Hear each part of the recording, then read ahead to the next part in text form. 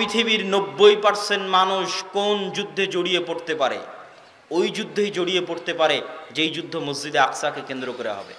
আর পৃথিবীতে এরকম criteria fulfil করার মতো আর দ্বিতীয় কোনো বস্তু নাই যেটার জন্য এত বড় যুদ্ধ হতে পারে। নাই তো হবে কেমনে? যুদ্ধ হওয়ার জন্য কারণ থাকা লাগবে। তাহলে পৃথিবীর 90% মানুষ একটা যুদ্ধে জড়িত হয়ে যাবে, তার জন্য সবচেয়ে বড় কারণ হচ্ছে মসজিদ আকসা।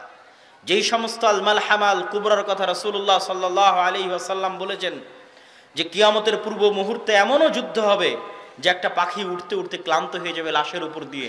কারো যদি 100 সন্তান থাকে তাহলে 99টা সন্তান মারা যাবে। লাশের উপর দিয়ে উঠতে উঠতে পাখি ক্লান্ত হয়ে লাশের উপরেই পড়ে যাবে। তথা পৃথিবীর 90% মানুষ এই যুদ্ধে অংশগ্রহণ করবে। এই যুদ্ধ একমাত্র মসজিদ আকসাকে কেন্দ্র করেই হতে পারে, একমাত্র জেরুজালেমকে কেন্দ্র করে হতে পারে। কেন? এখানে কারণ আছে। কারণ এটাই যে আপনি আজকে আমেরিকাকে প্রস্তাব দেন যে আপনাদেরকে আমরা মুসলমানেরা সারা দুনিয়া দিয়ে দিতে চাই, শুধু মসজিদ আকসা আমাদের দিতে হবে। তারা রাজি হবে না। জেরুজালেম আমাদের দিতে হবে, রাজি হবে না। আপনি ইহুদিদের বলেন যে তোমাদের জন্য আমরা নতুন একটা জান্নাত বানিয়ে দেব ইউরোপ আমেরিকার মধ্যে, তোমরা যাও সেখানে। এখানে কেন এসেছ? তারা এখানে এসেছে ধর্মীয় কারণে। আর আমরা সমাধান করতে যাচ্ছি পলিটিক্যাল, জাতীয়তাবাদী অথবা ধর্মনিরপেক্ষতাবাদী চেতনা দিয়ে নাকি মসজিদ আকসা উদ্ধার হবে। আর এই বিষ বাষ্প ফিলিস্তিনিদের মধ্যে ঢুকিয়ে দিয়েছে যে তোমরা জাতীয়তাবাদী চেতনায় আর ধর্মনিরপেক্ষতাবাদী চেতনায় চেষ্টা করো, তাহলে মসজিদ আকসা তোমাদের উদ্ধার হবে। বাবা, যারা মসজিদে আকসা জেরুজালেম দখল করেছে তারা জাতীয়তাবাদী চেতনাতেও দখল করেনি, ধর্মনিরপেক্ষতাবাদী চেতনাতেও দখল করেনি। তারা শুধুই শুধু সির্ফ ধর্মীয় চেতনা থেকে মসজিদে আকসা এবং জেরুজালেম দখল করেছে এবং এখনো অপেক্ষায় আছে কখন এই মসজিদে আকসা ভেঙ্গে এই মসজিদে আকসাতে ইহুদিদের জন্য সিনাগগ তৈরি করা হবে। সেই দিন এখনো আসেনি, তারা সেটার অপেক্ষা। তাদের টার্গেট হচ্ছে ওইটা। সম্মানিত উপস্থিতি, আর আমরা মুসলমানেরা সমাধান করতে চাচ্ছি এটা ধর্মনিরপেক্ষতা বাদ দিয়ে, জাতীয়তাবাদ দিয়ে। আচ্ছা, এই দীর্ঘ আলোচনার প্রথম সামারি পয়েন্ট কি? প্রথম সামারি পয়েন্ট হচ্ছে মসজিদে আকসা আপনার হাতে নাই মানে আপনি রাজনৈতিকভাবে পরাজিত। গোটা মুসলিম উম্মাহ, গোটা মুসলিম বিশ্ব রাজনৈতিকভাবে পরাজিত। মসজিদে আকসা জেরুজালেম আপনার হাতে নাই মানে আপনার উপর দিয়ে এখন আল্লাহর আযাব এবং গজব প্রবাহিত হচ্ছে। মসজিদে আকসা মুসলমানদের হাতে নাই মানে মুসলমানদের উপর দিয়ে কি প্রবাহিত হচ্ছে বলেন তো? আল্লাহর আযাব এবং গজব। যে উম্মতে মুহাম্মাদি যে এখন আযাব এবং গজবের হালতে আছে, অবস্থায় আছে, এটা বুঝবে কোথায় থেকে? দেখবে মসজিদে আকসা হাতে নাই। কেন? মক্কা আর মদিনা কোনোদিন হাতছাড়া হবেই না। আমি বলেছি মক্কা মদিনার দরজা ফিতনার জন্য বন্ধ। দ্বীনে ইসলাম যখন পৃথিবীতে কোথাও থাকবে না, তখনও মদিনা এবং মক্কায় থাকবে। রাসূলুল্লাহ সাল্লাল্লাহু আলাইহি ওয়াসাল্লামের বাণী। তাহলে আপনার রাজনৈতিক বিজয়ের চিহ্ন এবং আলামত হচ্ছে মসজিদ আকসা। পুরো পৃথিবীর উপর ইসলাম এবং মুসলমানদের আধিপত্যের আলামত হচ্ছে মসজিদ আকসা। মসজিদ আকসা আপনার হাতে নাই মানে পৃথিবীতে আপনাদের আধিপত্য নাই। পৃথিবীতে আপনারা গোলামে পরিণত হয়েছেন, আমরা গোলামে পরিণত হয়েছি। পৃথিবীতে আমরা অধিকার বঞ্চিত জাতিতে পরিণত হয়েছি। আমরা আযাব এবং গজবের মধ্যে দিয়ে দিন পার করছি। তার প্রমাণ হচ্ছে মসজিদে আকসা আমাদের হাতে নাই। আল্লাহ সুবহানাহু ওয়া তাআলা রাখেননি, আমাদের আমলের কারণে, আমাদের চরিত্রের কারণে, আমাদের গুনাহের কারণে। আর আমরা এই মসজিদে আকসা ফেরত পেতে পারবো না, মিছিল আয়োজনের মাধ্যমেও ফেরত পেতে পারবো না, ফেসবুকে লেখালেখির মাধ্যমেও ফেরত পেতে পারবো না। সারা বিশ্বে কত জায়গায় মিছিল হচ্ছে তার হিসাব নাই। হার্ভার্ড ইউনিভার্সিটির ছাত্ররা মিছিল করতেছে, মুসলিম ছাত্ররা। আমি যে শহর থেকে আসলাম ডান্ডি ইউনিভার্সিটি, ডান্ডি ইউনিভার্সিটির যারা মুসলিম সোসাইটি আছে তারাও সমাবেশ আয়োজন করেছে মসজিদে আকসার জন্য। কিন্তু প্রশ্ন এটা নয়, প্রশ্ন হচ্ছে যারা এই সমাবেশটা আয়োজন করেছে তারা কি ওই মসজিদে আকসা আবাদ করার যোগ্য? আল্লাহ কি তাদেরকে যোগ্য হিসেবে বিবেচনা করছেন? এটাই হলো প্রশ্ন। যে আপনি কি আপনার নিয়ত, আপনার ইখলাস, আপনার আমল দিয়ে মসজিদে আকসার উত্তরসূরি হওয়ার, উত্তরাধিকারী হওয়ার যোগ্য হিসেবে নিজেকে গড়ে তুলতে পেরেছেন, যে আপনার হাত দিয়ে মসজিদ আকসা বিজয় হবে। এই মসজিদ আকসা কার কার হাত দিয়ে বিজয় হয়েছে? ইউশা বিন নুনের হাত দিয়ে বিজয় হয়েছে। এই মসজিদে আকসা দাউদ আলাইহিস সালাতু ওয়াস সালামের হাত দিয়ে বিজয় হয়েছে। এই মসজিদে আকসা ওমর ইবনুল খাত্তাব রাদিয়াল্লাহু তাআলা আনহুর হাত দিয়ে বিজয় হয়েছে। এই মসজিদে আকসা সালাহুদ্দিন আল আইয়ুবির হাত দিয়ে বিজয় হয়েছে। তাদের এই বিজয়ের ঘটনাগুলো পড়েন, তাদের আমল, আখলাক, চরিত্র, আকীদা, বিশ্বাস দেখেন যে আল্লাহ সুবহানাহু ওয়া তাআলা কেন কিভাবে তাদেরকে এই বিজয় দান করেছিলেন। আর আমরা কোন জায়গায় আছি যে আমরা ওই জায়গা থেকে বঞ্চিত এবং আল্লাহর আযাব এবং গজবের শিকার আমরা। সম্মানিত উপস্থিতি, আজকে আমরা মুসলমানেরা যে কঠিন এবং ভয়াবহ অবস্থার মুখোমুখি, এই কঠিন এবং ভয়াবহ অবস্থার চাইতেও কঠিন এবং ভয়াবহ অবস্থা মুসলমানদের ইতিপূর্বে গেছে, এর চাইতেও কঠিন আর ভয়াবহ। সেটাই আপনাদেরকে শোনানোর জন্য সংক্ষিপ্ত একটা সামারি দেই। সেই সংক্ষিপ্ত সামারি হচ্ছে, মুসলমানেরা মাত্র 200 থেকে 300 বছরের মধ্যে যত যত বড় বড় ঝড় মোকাবেলা করেছে, এত বড় ঝড় তারপরে এখন পর্যন্ত আর মোকাবেলা করেনি। এই ঝড়গুলো কি?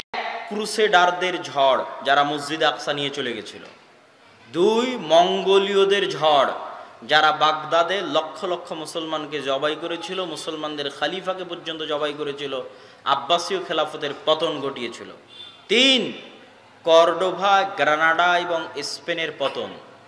সুকুত আন্দালুসের পতন, স্পেন, কর্ডোভা, গ্রানাডার পতন। 3টে।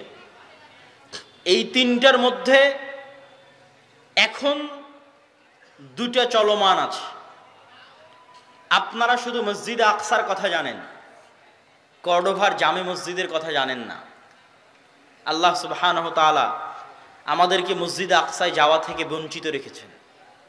ঠিক আমাদেরকে আল্লাহ সুবহানাহু ওয়া তাআলা, যদিও কর্ডোভার জামে মসজিদের আলাদা কোনো ফজিলত নাই, কিন্তু কর্ডোভার জামে মসজিদ যাদের টাকায় নির্মিত তারা আমাদের বাপদাদা। কথা কি আমার বুঝতে পারছেন? যেমন উমাইয়া খলিফারা মিশরের 7 বছরের রাজস্ব আয় মসজিদ আকসায় ব্যয় করেছিল, 7 বছরের রাজস্ব আয়। ঠিক তেমনি আন্দালুসের যারা খলিফা ছিল তারা বড় বড় বিজয়ের গনিমতের মাল জামে মসজিদ কর্ডোভায় ব্যয় করে দিয়েছে। জামে মসজিদ কর্ডোভা নিকট অতীতে তথা এখন কাবা এবং মদিনার যে সম্প্রসারণ হয়েছে এখন গত 20-30 বছরে, যে বিশাল সম্প্রসারণ, এই সম্প্রসারণের আগে পৃথিবীর সবচেয়ে বড় মসজিদগুলোর একটা মসজিদ, পৃথিবীর সবচেয়ে বড় মসজিদগুলোর একটা মসজিদ হচ্ছে জামে মসজিদ কর্ডোভা, আরবিতে বলা হয় কুরতুবা, যেখানে একই মসজিদে একই ফ্লোরে 70,000 অথবা তার চেয়ে বেশি মানুষ সালাত আদায় করতে পারবে একই ফ্লোরে। আর ওই মসজিদে এখন প্রবেশ করবেন, দেখবেন মসজিদ মূর্তিতে পরিপূর্ণ। মারিয়াম আলাইহা সালাতু ওয়াস সালাম এবং ঈসা আলাইহিস সালাতু ওয়াস সালামের মূর্তিতে পরিপূর্ণ মসজিদ, তথা খ্রিস্টানদের মা মেরি এবং জেসাস এবং মা মেরির মূর্তিতে পরিপূর্ণ। আর ওখানে একজন মুসলমানকেও ব্যক্তিগতভাবেও সালাত আদায় করতে দেওয়া হবে না। আপনি যদি চুল পরিমাণ আপনার অন্তরে ঈমান থাকে আর আপনি যদি স্পেনে গিয়ে জামে মসজিদ কর্ডোভায় প্রবেশ করেন, তো আপনার চোখ দিয়ে পানি বের হবেই হবে। প্রত্যেক যে মুসলমান যার অন্তরে চুল পরিমাণ ঈমান আছে, সে যদি স্পেনে যায় এবং জামে মসজিদ কর্ডোভায় প্রবেশ করে, তাহলে তার চোখ দিয়ে পানি পড়তে বাধ্য। যে সে মসজিদের মধ্যে দাঁড়িয়ে আছে, মেম্বার আছে, ছাদ আছে, বিশাল মসজিদ, কিন্তু সে সালাত আদায় করতে পারবে না, মসজিদে আজান হয় না। শুধু একটা মসজিদ নয়, এরকম পুরো কর্ডোভায় যত গির্জা আছে, পুরো গ্রানাডায়, পুরো স্পেনে যত গির্জা আছে, প্রত্যেকটা গির্জা মসজিদ। আপনি ধোকায় পড়ে যাবেন। বাহির থেকে দেখলে আপনি ধারণা করবেন এটা মসজিদ, কেননা মিনার আছে। বাহির থেকে দেখলে বুঝবেন মসজিদ, কেননা মেহরাব আছে। এটা মসজিদই, মিনার মেহরাব আছে মানে মসজিদ। ভিতরে যেয়ে দেখবেন যে মূর্তিতে পরিপূর্ণ, আসলেই মসজিদ। কিন্তু এখন আজানও নাই, একামতও নাই, মুসলমানও নাই। অথচ ওই মসজিদগুলো যারা ওয়াকফ করেছিল আল্লাহর সন্তুষ্টির জন্য তারা মুসলমান ছিল। ওই মসজিদগুলোতে যারা দান করেছিল মসজিদ নির্মাণের জন্য তারা মুসলমান ছিল। এটাই আমি বলছি যে জামে মসজিদ কর্ডোভার হয়তো আলাদা কোনো ফজিলত নাই, কিন্তু জামে মসজিদ কর্ডোভার মুসলমানদের টাকাতেই নির্মিত। ওই স্পেনে এরকম শত শত মসজিদ আছে। এটা এখন পৃথিবীর সবচেয়ে বড় গির্জাগুলোর একটা, ক্যাথিড্রাল বলে ওরা, যে biggest cathedral all over the world. সারা পৃথিবীর সবচেয়ে বড় গির্জাগুলোর একটা হচ্ছে এটা, জামে মসজিদ কর্তুবা। এখানে হাজার হাজার ছাত্র দার্স দিত, দার্স শুনতো, ইলমের আলোচনা হতো, বড় বড় আলেম এই সমস্ত মাটি থেকে জন্ম নিয়েছে। ইবনু হাজাম আন্দালুসি, ইবনু আব্দুল বার, হাফিজুল মাগরিব, তারপরে তাফসির কুরতুবির লেখক ইমাম কুরতুবি, বড় বড় ইমাম এই সমস্ত শহরে জন্ম নিয়েছে, দিনের কাজ করেছে, দিনের খেদমত করেছে। এই জন্য আমি বলি যে মুসলমানেরা যখন ফুটবল ক্লাবগুলো নিয়ে উন্মাদনা করে, আরও সবচেয়ে বেশি কষ্ট পায় যখন সৌদির যুবকদের দেখি, যে সৌদির যুবকদেরকে তো এখন আরও বেশি উৎসাহিত করা হচ্ছে যে তোমরা এই রাস্তায় আসো, এই লাইনে আসো, তোমাদের শুধু বিনোদন আর পর্যটন নিয়ে ব্যস্ত থাকতে হবে। তো তাদের যখন দেখি যে ওই যে সমস্ত ক্লাব, পৃথিবীর সবচেয়ে বিখ্যাত ক্লাবগুলো হচ্ছে স্পেনের, বার্সেলোনা, রিয়াল মাদ্রিদ, এগুলো বেশিরভাগ এগুলো হচ্ছে স্পেনের শহর। বার্সেলোনা হচ্ছে স্পেনের শহর, মানে এটা এই বার্সেলোনা মুসলমানদের, ওই মাটি ওই জায়গা মুসলমানদের ছিল। তাহলে আপনি যখন ওইটা নিয়ে উন্মাদনায় ব্যস্ত, তখন যদি আপনাকে নিয়ে গিয়ে আমি জামে মসজিদ কুরতুবার মধ্যে দাঁড় করাই, কর্ডোভার মধ্যে দাঁড় করাই, সৌদি আরবের এই সমস্ত যুবকদেরকে নিয়ে গিয়ে যদি জামে মসজিদ কর্ডোভায় দাঁড় করানো হয় আর বলা হয় না এখন উন্মাদনা করো তোমার বার্সেলোনা নিয়ে আর রিয়াল আর মাদ্রিদ নিয়ে, কেন আল্লাহ তোমাদের কাছ থেকে এই মসজিদ ছিনিয়ে নিয়েছে? কেন আল্লাহ তোমাদের কাছ থেকে মসজিদ আকসা ছিনিয়ে নিয়েছে? যে সারা পৃথিবীর কোনো মুসলমান আর মসজিদ আকসায় যেতে পারে না, সালাত আদায় করতে পারে না। তো মুসলমানের অন্তরে তো ব্যথা থাকা উচিত যে তিনটা পবিত্র মসজিদ, পবিত্র ভূমি, যেখানে সফর করার আদেশ দেওয়া হয়েছে, যেখানে পড়লে অতিরিক্ত সালাত আদায় করলে অতিরিক্ত নেকির ঘোষণা দেওয়া হয়েছে, এই তিনটা মসজিদের একটা মসজিদ হচ্ছে মসজিদ আকসা। তো ওই মসজিদ আকসায় তো তুমি যেতে পারো না, ওই মসজিদ আকসায় তো তুমি সালাত আদায় করতে পারো না। অথচ আগের যুগের প্রত্যেক মুসলমানেরা ইতিহাস পড়েন, প্রত্যেক যারা মুসলমান আমার বাংলাদেশ থেকে রওনা দিয়েছে, কোনো হাজি একসাথে তিনটা মসজিদ না দেখে ফিরে আসতো না। মানে এটা হচ্ছে হজ ট্রিপের অংশ, যে আপনি এখন হজ এবং ওমরায় যাচ্ছেন, মানে এই ট্রিপে তিনটা মসজিদ থাকবে, মসজিদ আকসা হয়ে, মসজিদ নববী হয়ে, হারাম হয়ে, তারপর আপনি বাড়ি যাবেন। আগের যুগের মানুষ হজ করার জন্য সফর করবে আর মসজিদ আকসায় যাবে না, এটা কল্পনার বাইরে, এটা অসম্ভব। আর আপনাদের এখন কতজন হাজি আছে হজ করে আসতেছেন মক্কা থেকে, মদিনা থেকে, মসজিদ আকসায় যেতে পেরেছেন? যেতে দিবে আপনাকে? কেউ দিবে না। সম্মানিত উপস্থিতি, এই কষ্ট অন্তরে থাকতে হবে। এই কষ্ট না থাকলে আপনি অনুভবও করতে পারবেন না, আপনার ঈমানও জাগবে না এবং আপনার দ্বারা বিজয় সম্ভব নয়। এই কষ্ট সালাহুদ্দিন আইয়ুবীর অন্তরে ছিল।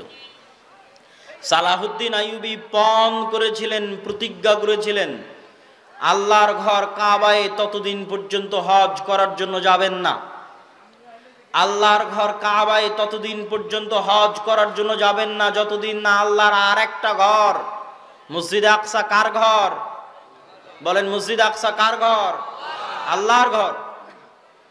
আমি ততদিন পর্যন্ত মক্কার কাবা জিয়ারতে যাব না যতদিন না আল্লাহ সুবহানাহু ওয়া তাআলার আরেকটি ঘর, যেটা মক্কার কাবা তৈরি হওয়ার 40 বছর পর তৈরি করা হয়েছিল, যেই ঘরে যুগে যুগে অসংখ্য নবী প্রেরিত হয়েছে, যেই এলাকাকে আল্লাহ আমাদের পবিত্র কোরআনে বরকতময় এলাকা বলে ঘোষণা করেছেন কয়েক জায়গায়, আমাদের পবিত্র কোরআনে পবিত্র ভূমি হিসেবে ঘোষণা করেছেন কয়েক জায়গায়, সেই আল্লাহর তৃতীয় ঘর মুক্ত না করা পর্যন্ত আমি সালাহুদ্দিন আইয়ুবী আল্লাহর আর একটা ঘর জিয়ারতের জন্য যাব না। আগে আল্লাহ সুবহানাহু ওয়া তাআলার এই ঘর মুক্ত করব, তারপরে আমি আল্লাহ সুবহানাহু ওয়া তাআলার আরেক ঘর জিয়ারতের জন্য যাব। এই হিম্মত, এই চেষ্টা, এই আবেগ সালাহুদ্দিন আইয়ুবীর ছিল, এই জন্য তিনি বিজয় করতে পেরেছিলেন। তাহলে সর্বপ্রথম আমাদের অন্তরে, আমাদের সন্তানদের অন্তরে, আমাদের স্ত্রী পুত্র কন্যার অন্তরে এমনকি ইতিহাসে লেখা আছে, এই ইতিহাসটার সত্য মিথ্যা আমার জানা নাই, তদন্ত করার সুযোগ হয়নি, যে সালাহুদ্দিন আইয়ুবী রাহিমাহুল্লাহর আব্বা তিনি বিবাহের সময় এই শর্তেই বিবাহ করেছিলেন যে এমন মেয়েকে বিবাহ করবেন যার অন্তরে মসজিদে আকসার ভালোবাসা আছে এবং যেও চায় এমন একটি সন্তান জন্ম দিতে যে মসজিদে আকসা বিজয়ের জন্য তার জীবনকে বিলিয়ে দিবে। মসজিদে আকসা বিজয় করতে পারবে না পারবে সেটা পরের কথা, কিন্তু মসজিদে আকসা বিজয়ের জন্য তার জীবনকে বিলিয়ে দিবে, শহীদ হয়ে যাবে। এই নিয়ত কোন মেয়ের আছে তাকে আমি বিবাহ করতে চাই। সম্মানিত উপস্থিতি, সালাহুদ্দিন আইয়ুবী রাহিমাহুল্লাহর যে যুগ, আমি বলেছি তিনটে মহাবিপদ মুসলমানেরা একই সময় পার করেছে। আমি শুধু তারিখগুলো বলবো, তাহলে আপনি বুঝবেন যে কিভাবে তিনটে যুগ মুসলমানেরা এই সময়ের মধ্যে পার করেছে।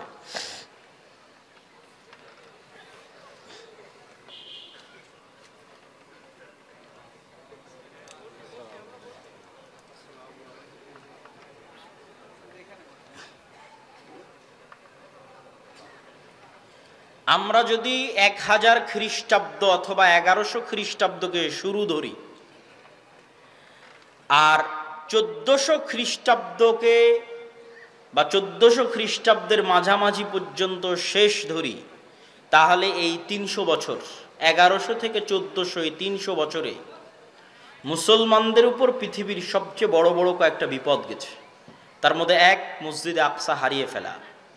2, মসজিদ আকসা কাদের হাতে মুসলমানেরা হারিয়ে ফেলেছিল? ক্রুসেডারদের হাতে।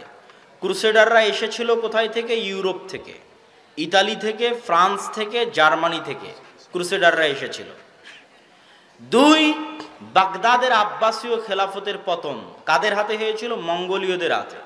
মঙ্গোলীয়রা এসেছিল কোথায় থেকে? চায়নার পার্শ্ববর্তী দেশ মঙ্গোলীয় থেকে, যাদেরকে পৃথিবীর কোনো যুদ্ধে কেউ পরাজিত করতে পারেনি। স্রোতের মতো তারা এক এক শহর থেকে আর এক শহর বিজয় করতে করতে করতে করতে বাগদাদকে মাটির সাথে মিশিয়ে দিয়ে তারপরে তারা ক্ষান্ত হয়েছে।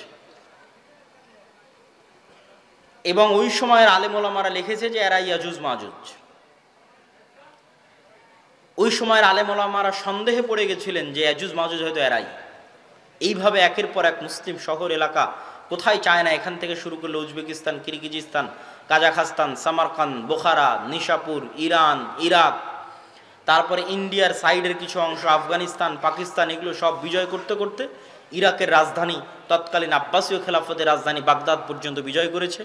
এবং তারা এতটাই নৃশংস, এতটাই পশুত্ব তাদের মধ্যে ছিল যে তারা টানা 4 দিন অথবা 5 দিন যাবৎ লক্ষ লক্ষ মুসলমানকে জবাই করেছে এবং মুসলমানদের কাটা মাথা দিয়ে মিনার তৈরি করত। তৃতীয় কোনটা? তৃতীয় হচ্ছে কর্ডোভার পতন, গ্রানাডার পতন। কর্ডোভার পতন হয়েছে 1236, ওই একই সময়ে স্পেনের পতন। তাহলে এই 3টে বড় ঘটনার মতো একসাথে এত বড় ঘটনা মুসলমানদের উপর আর যায়নি। এই জন্য আমি বারবার বলি যে এখন মুসলমানেরা যে বিপদ, যে আপদ, যে কষ্টের মধ্যে আছে, এর চেয়ে বেশি কঠিন, বেশি ভয়ঙ্কর বিপদ আপদ জাতিগতভাবে মুসলমানদের উপর দিয়ে পার হয়ে গেছে। তা হচ্ছে এই 200-300 বছর ক্রান্তিকাল, ইসলাম এবং মুসলমানদের ক্রান্তিকাল। তো এখান থেকে কি মুসলমানেরা বের হতে পেরেছিল? জি, এখান থেকে মুসলমানেরা বের হতে পেরেছিল। আল্লাহ বের করার রাস্তা করে দিয়েছিলেন। 1, মসজিদ আকসা আল্লাহ মুক্ত করেছেন সালাহুদ্দিন আইয়ুবীর মাধ্যমে। সালাহুদ্দিন আইয়ুবীর মাধ্যমে মসজিদে আকসা মুক্ত করার যুদ্ধ ছিল হিত্তিনের যুদ্ধ। সালাহুদ্দিন আইয়ুবী মসজিদে আকসা মুক্ত করার জন্য কয়েকটা পয়েন্টে কাজ করেছেন। এই পয়েন্টগুলো খুবই গুরুত্বপূর্ণ। তার মধ্যে 1 নম্বর পয়েন্ট হচ্ছে গোটা মুসলিম এলাকা মোনাফেকে পরিপূর্ণ হয়ে গেছিল। সব আমির ওমারারা মোনাফেক। খ্রিস্টান ক্রুসেডারদের নারী এবং টাকার কাছে বিক্রি হয়ে যেত সমস্ত আমির ওমারারা। আর সবচেয়ে বেশি শত্রুতা করত শিয়ারা। ওই সময় শিয়াদের শাসন ছিল মিশরে। ফাতিমীয়, ওবায়দীয় শিয়া খেলাফত ছিল মিশরে, যারা প্রতিষ্ঠা করেছিল জামিয়াতুল আজহার। আজকের আজহার বিশ্ববিদ্যালয় শিয়ারা প্রতিষ্ঠা করেছিল শিয়া মাযহাব প্রচার করার জন্য। তো সালাহুদ্দিন আইয়ুবী রাহিমাহুল্লাহর 2টা টার্গেট ছিল। মিশর এবং সিরিয়াকে এক করতে হবে। মিশর এবং সিরিয়া একত্রিত না হওয়া পর্যন্ত মসজিদ আকসা আমি বিজয় করতে পারবো না। মজার বিষয় হলো ওমর রাদিয়াল্লাহু তাআলা আনহুর যুগেও যখন মসজিদ আকসা বিজয় হয় তখনও মুসলমানেরা মিশর এবং সিরিয়া একত্রিত করেছিল। মিশর এবং সিরিয়ার বিজয় শেষ করে মসজিদ আকসার বিজয় সম্পন্ন করেছিল। কেননা ভৌগোলিকভাবে আজও মসজিদ আকসা বিজয় করা কঠিন যদি সিরিয়া এবং মিশর আপনার হাতে না থাকে। ফিলিস্তিন বিজয় করা কঠিন যদি সিরিয়া এবং মিশরের মাটি আপনার হাতে না থাকে। এর অনেক ভৌগোলিক বিশ্লেষণ আছে, আমি লম্বা আলোচনায় যাব না। তার মধ্যে সবচেয়ে বড় ভৌগোলিক বিশ্লেষণ হচ্ছে ভূমধ্য সাগর। ভূমধ্য সাগরের পানি আপনি কি দিয়ে কন্ট্রোল করবেন? ক্রুসেডাররা সব আসতো ওই পানি দিয়ে, ভূমধ্য সাগর দিয়ে। বেশিরভাগ স্থলপথেও আসতো না তা নয়, কিন্তু পানি দিয়ে আসতো।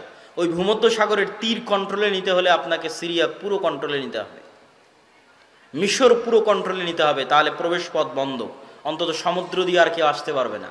এবার মাটি আপনার দখলে, এখন শুধু মসজিদে আকসা বাকি। তো এটা ছিল সালাহুদ্দিন আইয়ুবী রাহিমাহুল্লাহর 1 নম্বর কৌশল। 2, সালাহুদ্দিন আইয়ুবী রাহিমাহুল্লাহ আকীদাগত যুদ্ধ লড়েছিলেন, আকীদার যুদ্ধ। তিনি শিয়াদের বিরুদ্ধে যুদ্ধ করতে করতে ক্লান্ত হয়ে গেছে। যত বেশি মুসলমানদের বিরুদ্ধে সালাহুদ্দিন আইয়ুবী যুদ্ধ করেছিলেন, মুসলিম শাসক এবং মুনাফিকদের বিরুদ্ধে, তত যুদ্ধ উনি ক্রুসেডারদের সাথেও লড়েননি, তত যুদ্ধ উনি এই খ্রিস্টানদের সাথেও লড়েননি। ওনার দিনই পার হয়ে গেছে, সময় বয়সে পার হয়ে গেছে শুধু মুসলমানদের সাথে যুদ্ধ করতে করতে, মুসলিম আমির ওমারাদের মুনাফিকি দূর করতে করতে। তার একটা বড় কারণ ছিল শিয়া মাযহাব। এই শিয়া মাযহাব থেকে মিশরকে মুক্ত করার জন্য আরেকটা মাদ্রাসা প্রতিষ্ঠা হলো মাদ্রাসা নিজামিয়া। নিজামুল মুলক তিনি এই মাদ্রাসা প্রতিষ্ঠা করলেন। তার নামে মাদ্রাসার নাম হলো মাদ্রাসা নিজামিয়া।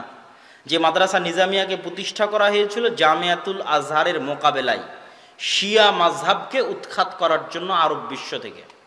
এবং এই মাদ্রাসা নিজামিয়ার ছাত্রদের বড় ভূমিকা ছিল পরবর্তীতে মঙ্গোলীয়দের পতন ঘটাতে এবং পরবর্তীতে ক্রুসেডারদের পতন ঘটাতে এবং পরবর্তীতে শিয়া মাযহাব থেকে আরব বিশ্বকে মুক্ত করতে মাদ্রাসা নিজামিয়ার ছাত্রদের বড় অবদান ছিল। বড় বড় আলেম এই মাদ্রাসার ছাত্র।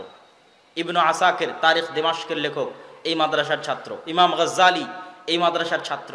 এবং এই মাদ্রাসারই পরবর্তী উত্তরসূরিরা ছিলেন ইবনু কাসির, ইবনুল আসির, ইবনু তাইমিয়া। তাদের যুগের যারা, তারা আরও পরে এসেছেন, কিন্তু তার আগের যখন মাদ্রাসা প্রতিষ্ঠা হয় তখনকার কথা বলছি, সম্মানিত উপস্থিতি।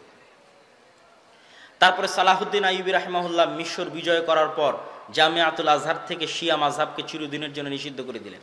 এবং আজ পর্যন্ত, এখন পর্যন্ত মিশরে আর পরবর্তীতে শিয়া মাযহাব প্রবেশ করতে পারেনি, এবং জামিয়াতুল আজহার বা আজহার বিশ্ববিদ্যালয়ে শিয়া মাযহাব প্রবেশ করতে পারেনি।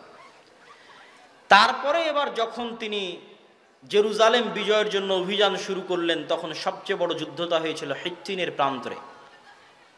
আর ইউরোপ থেকে যারা এসেছিল, ইউরোপ হচ্ছে সব শীতকালীন দেশ, শীতকালীন কান্ট্রি।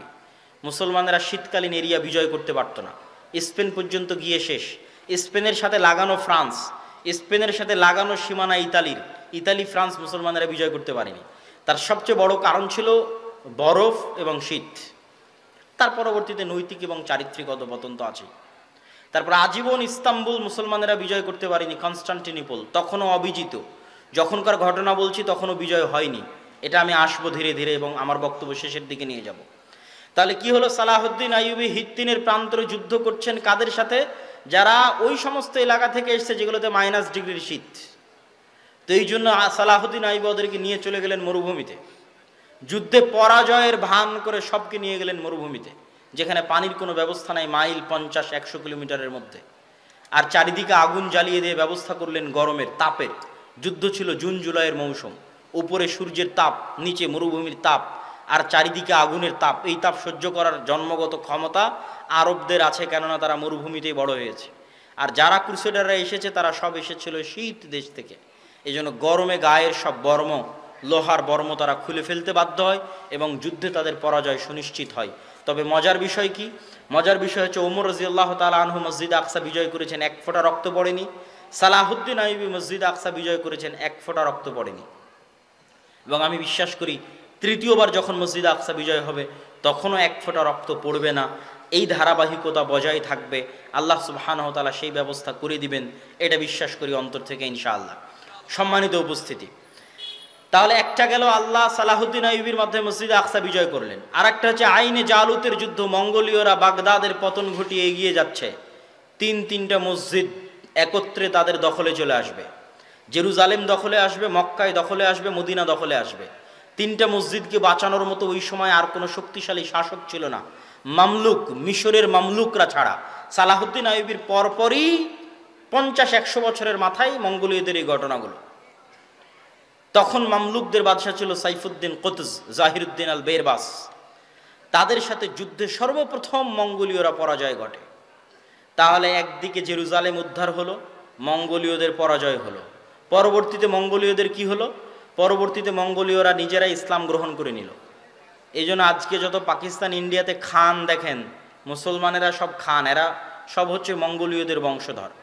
মঙ্গোলীয়রা পরবর্তীতে সব ইসলাম গ্রহণ করে নিয়েছিল। তার সবচেয়ে বড় কারণ ছিল মঙ্গোলীয়রা ছিল অশিক্ষিত, মূর্খ, অসভ্য। আর তারা মুসলমানদের যে সমস্ত নারী পুরুষদের ধরে নিয়ে যেত, এরা সবাই ছিল শিক্ষিত, উচ্চ মার্গের শিক্ষিত মুসলমান নারী এবং পুরুষরা। তাদের সাথে বিবাহ বন্ধনে আবদ্ধ হওয়ায় ধীরে ধীরে ধীরে ধীরে তাদের পরবর্তী জেনারেশন ইসলাম গ্রহণ করে ফেলে। আর ক্রুসেডাররা কি হলো? ক্রুসেডাররা ফিরে চলে গেল ইউরোপে, এবং আজ অবধি তারা ক্রুসেড চালাচ্ছে, চলছেই ক্রুসেড। আচ্ছা, এই দুইটা সংকট কাটিয়ে উঠে মুসলমানদের কোনো অর্জন আছে? আছে। স্পেন মুসলমানেরা ফিরে পায়নি, কিন্তু স্পেনের পরিবর্তে আল্লাহ মুসলমানদেরকে, এরপরই স্পেনের পরিবর্তে আল্লাহ মুসলমানদের, এই দীর্ঘদিন যাবৎ মুসলমানেরা কুস্তুনতুনিয়া বিজয় করতে পারে না। কুস্তুনতুনিয়া বিজয়ের ইতিহাস পড়ে দেখেন, কত শত শত সাহাবি, আল্লাহর তাবি, সাহাবিদের তাবে এই কুস্তুনতুনিয়া যুদ্ধে শহীদ হয়েছে। যত চেষ্টা করেছে পারেনি। আবু আইয়ুব আল আনসারী রাদিয়াল্লাহু তাআলা আনহু এই কুস্তুনতুনিয়া বিজয় করতে এসে শহীদ হয়ে গেছে। এই কুস্তুনতুনিয়া বিজয়ের তৌফিক আল্লাহ দিলেন কখন? ক্রুসেডারদের হাতে মসজিদে আকসা হারানোর পরে, আবার মসজিদে আকসা ফিরে পাওয়ার পরে। মঙ্গোলীয়দের হাতে মুসলমানদেরকে চরম শাস্তি এবং আযাব দেওয়ানোর পরে, আবার মঙ্গোলীয়দের হাত থেকে সে আযাব এবং শাস্তি থেকে মুক্তি দেওয়ার পরে। আর স্পেনের গ্রানাডা এবং কর্ডোভার পতনের পরে মুসলমানেরা ইস্তাম্বুল বা আজকের তুরস্ক বিজয় করে, মুহাম্মদ আল ফাতেহ, এবং উসমানীয় খেলাফতের কায়েম হয়। এবং উসমানীয় খেলাফত আমলে মুসলমানদের শান শওকত, শক্তি, সামর্থ্য বহাল ছিল। আমি আগেই বলেছি, মুসলমানদের রাজনৈতিক বিজয়ের চিহ্ন কি? মসজিদ আকসা আপনার হাতে আছে কিনা? উসমানীয়দের হাতে মসজিদে আকসা ছিল। তারা মসজিদে আকসায় কোনো ইহুদিকে জমি ক্রয়ের পর্যন্ত সুযোগ দেয়নি উসমানীয়রা। কেন? ইহুদিদের ব্রেন ছিল খুব শার্প। তারা আগে জমি ক্রয় করে সেখানে তাদের বসতি স্থাপন করতে চাচ্ছিল উসমানীয় খেলাফতের শেষ আমলে। আজ আমরা এই বিপদে কেন? আজ আমরা এই বিপদে আছি, তার সবচেয়ে মূল কারণ হচ্ছে ঔপনিবেশিক শাসন আমল, কলোনিয়াল সিস্টেম। পৃথিবীর প্রায় সব মুসলিম দেশই, দুই একটা বাদ দিয়ে, প্রায় সব মুসলিম দেশই ইস্তেমার, আরবিতে বলে ইস্তেমার, বাংলায় বলে উপনিবেশ, ইংরেজিতে বলে কলোনি।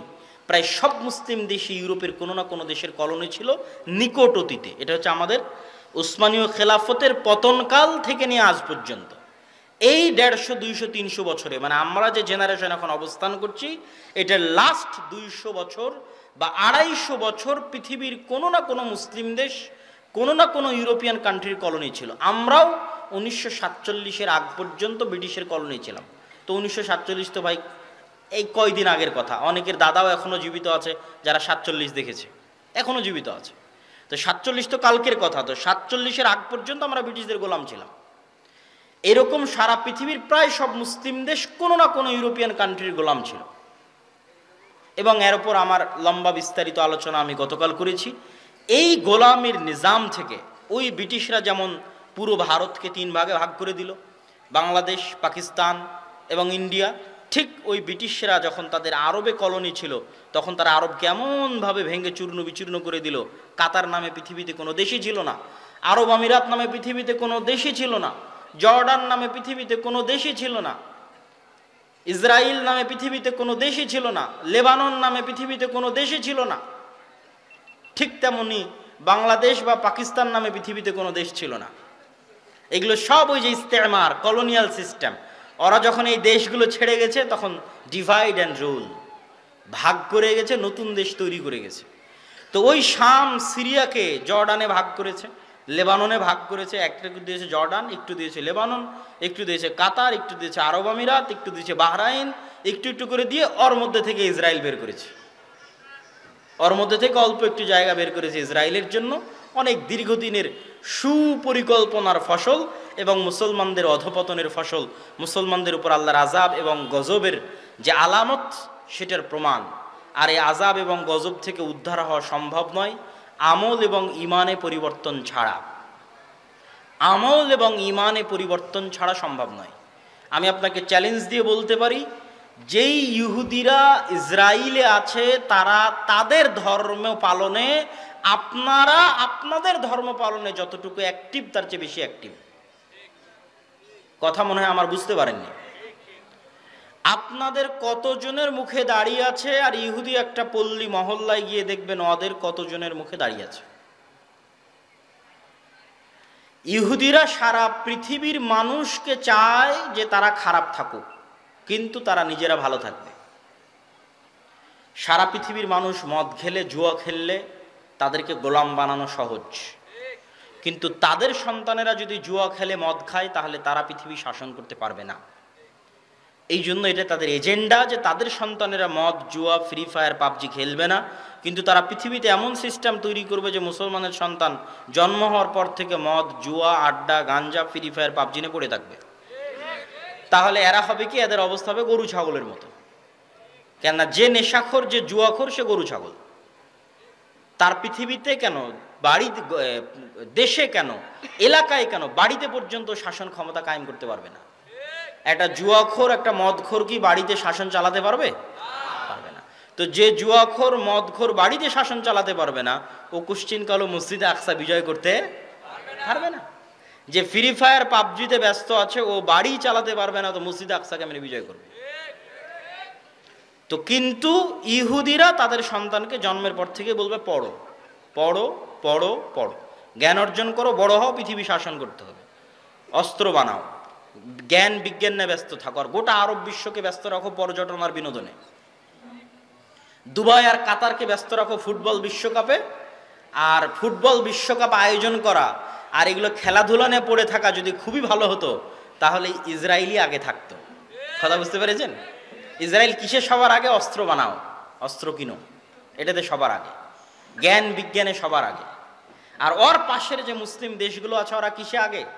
ওরা হচ্ছে পর্যটনের জন্য বানাও, বিনোদনের জন্য বানাও, টাকা অঢেল, কিন্তু সব খরচ করছে পর্যটন বিনোদনে। এই জন্য আল্লাহর গজব আরো কন্টিনিউ হচ্ছে, আরো দীর্ঘস্থায়ী হচ্ছে। এই গজব থেকে মুসলমানদের বের হতে হলে দ্বীনে ফিরে আসতে হবে। মুসলমানদের সবচেয়ে বড় শক্তির জায়গা হচ্ছে তাদের দ্বীন, তাদের আকীদা, তাদের বিশ্বাস।